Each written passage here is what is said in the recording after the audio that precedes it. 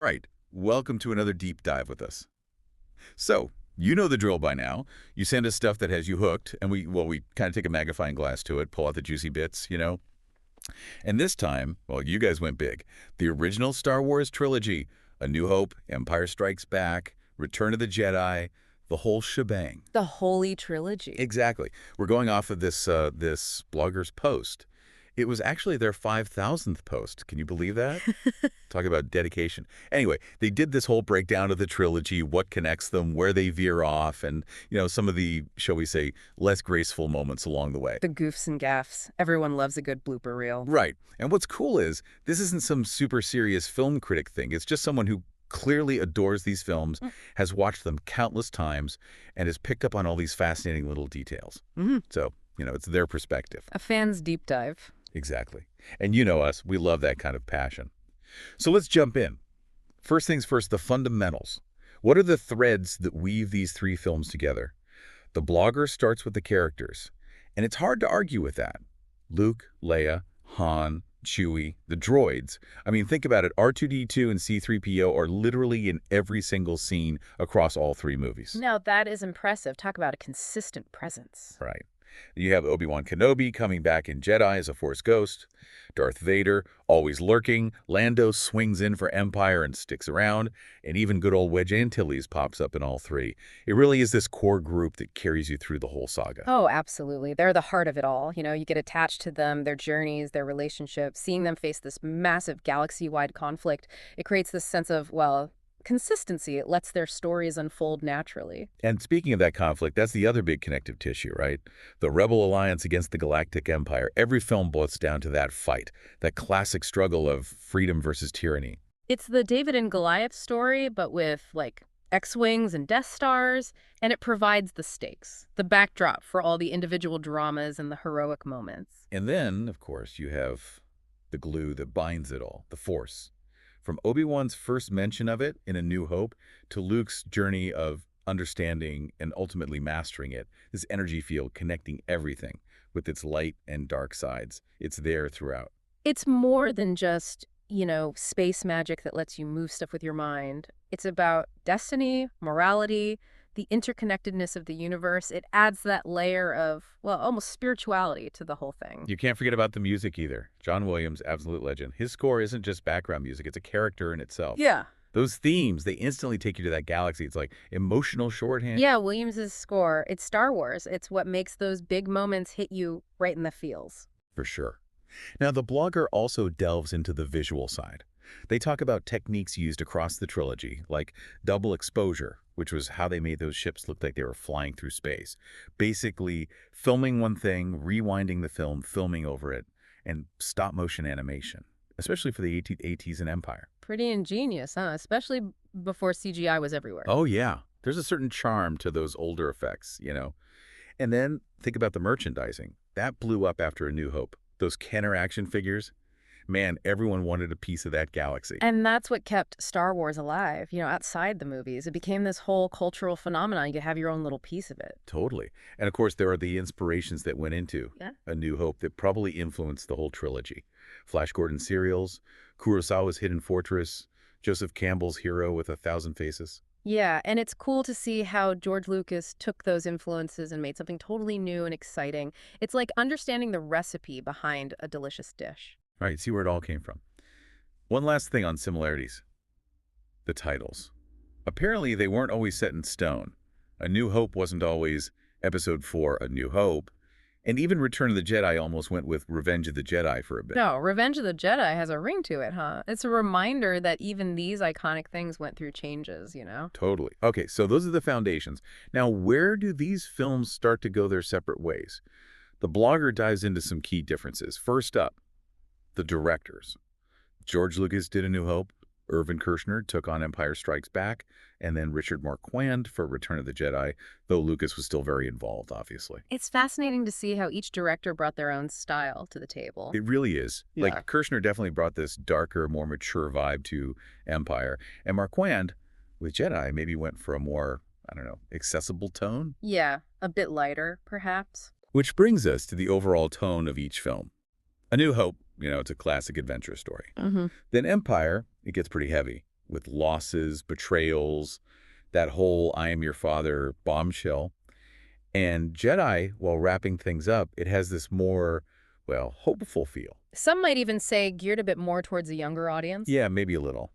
Then there's the character development. We see Luke go from farm boy to, well, a Jedi, right? Mm. Han and Leia's relationship evolves.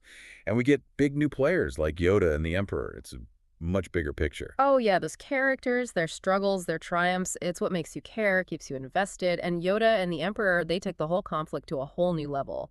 Visually, too, things change. Our blogger pointed out the increasing use of puppets and creatures, especially in Jedi with Jabba's palace and the Ewoks. Mm. That was a bit much, honestly. Yeah, the Ewoks, a bit of a divisive element there. Definitely. But it's interesting, isn't it, how the visuals and creatures contribute to the feel of each film. For sure. It's all part of the experience. Right.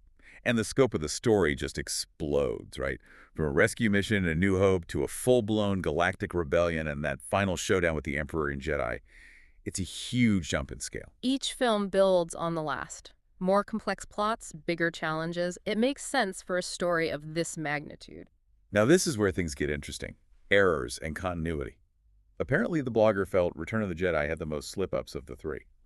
We'll get into specifics, but I'm curious, why do you think the last film might stand out in that way? Well, maybe it was just bigger, more complex, more moving parts, more chances for things to, well, slip through the cracks. Yeah, could be. Another thing, title sequences. Empire Strikes Back jumps right in. No opening crawl. Just straight to the action. Really sets the mood, doesn't it? Like, Yeah. boom, you're right back in the thick of things. And lastly, the endings. A New Hope. Celebration. Empire. Oh, cliffhanger. Yeah. Jedi. Happy ending. The blogger even mentioned that the original idea for Jedi had Luke walking off into the sunset alone. Really? Wow, that would have been different. Totally different vibe. Okay, let's get into the nitty-gritty. The errors and all the weird little things the blogger caught. Continuity errors, for example. In A New Hope, C-3PO's chest markings seem to move around. R2-D2's all over Tatooine, almost like he's teleporting.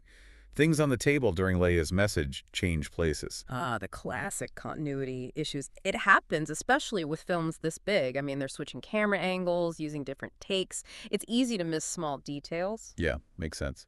Empire has its share, too.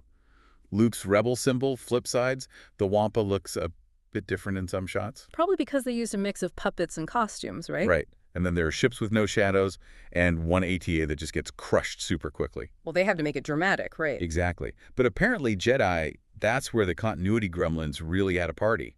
Like, Luke's lightsaber changes color on some posters, the Rancor pit entrance looks different sizes, Lando's gloves disappear and reappear. It's a whole thing. Sounds like they had their hands full with that one. For sure. Then there are the visual oddities. In A New Hope, you can actually see the wires holding up C-3PO in some scenes. A boom mic dips into the shot at one point. You see what look like identical X-Wings, like they just copied and pasted them. And get this, there's a supposed Playboy poster on a wall in the Tantive V. Playboy, seriously. Now I gotta go back and watch it again. See if I can spot it. Oh, you definitely have to. Empire gives us Peter Mayhew's thumb poking out of the Wampa suit. Oh, that's kind of sweet, actually. A little reminder that there's a human under all that fur. Human error. It's endearing. And in Jedi, an Ewok with no eyes, the Emperor's throne with its mechanics showing some creatures that look a lot more like, well, puppets. I guess sometimes the technology just couldn't quite keep up with the ideas. Yeah, especially back then. Sound and dialogue had their moments too. A New Hope, some clunky dialogue here and there, and C-3PO knowing more about Leia than he should at one point. Maybe 3PO had a better memory than we give him credit for. Maybe. And then Jedi, a scene where Leia shoots her blaster and silence, no sound effect, happens to the best of them. Now, here's where things get kind of meta. Inconsistencies that almost predict the prequels, what the blogger calls retcons. Like, they mention Yoda being called Obi-Wan's master, which doesn't quite line up with what we learn later. Yeah, the prequels definitely threw a wrench in some of the established lore. Right. And then there's Leia's memories of her mother, which are very vague. And some things about R2-D2's history that don't quite add up. It's like they were writing the story as they went along, filling in the gaps later. Makes sense, actually. And of course, we can't forget about the Han shot first debate. Did he shoot Greedo first, or did Greedo get a shot off? It changes between versions of the film. Oh yeah, that's the big one. Everyone has an opinion on that. And then there's the whole Kessel Run thing. Han bragging about doing it in less than 12 parsecs, which Doesn't really make sense. All right, parsecs are distance, not time. Huh. Unless there's some hyperspace shortcut we don't know about. Gotta leave room for some fan theories, right? Always. Oh, and one last thing. The blogger pointed out the whole stormtrooper aim thing. You know, how they're always missing. Yeah, the most feared army in the galaxy. Can't hit the broadside of a bantha. It's a classic running gag at this point. So, out of all of this, what did our blogger think were the biggest problems? Surprisingly, it wasn't the little continuity errors or the visual stuff. They were bothered by the CGI changes in the special editions of A New Hope, like the added Jabba the Hutt scene, the extra creatures in Mos Eisley, that rock in front of R2-D2. Yeah, those special edition changes are controversial, to say the least. Some people love them, others not so much. Understatement of the century.